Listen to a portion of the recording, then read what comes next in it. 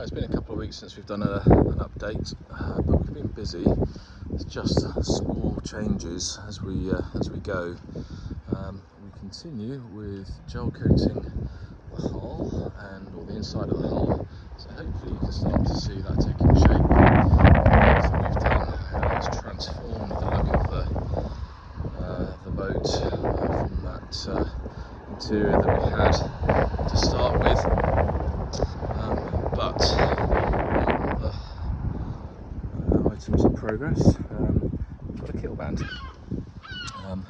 So the keel band we started to install today. So that's been one of the jobs. So it's 316 stainless steel, which we got from metal supermarkets in Southampton, which were fantastic to deal with. They cut to a design.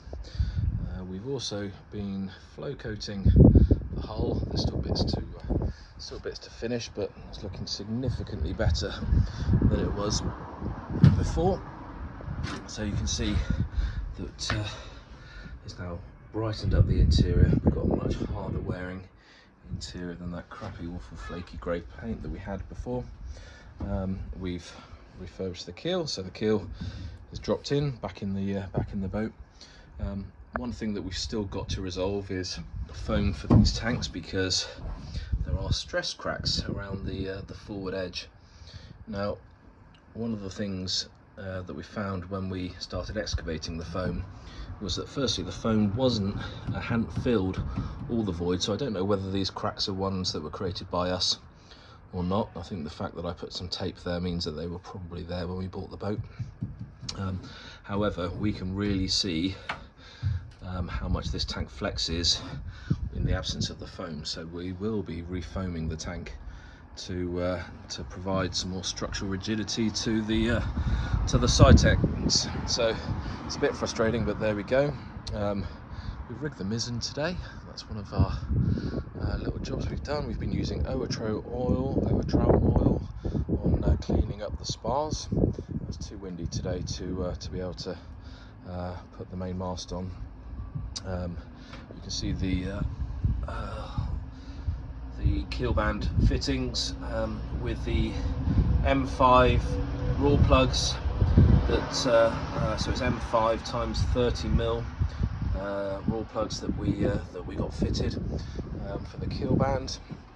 And then as we go, we're going to just replace these black strips around the edge of the cockpit.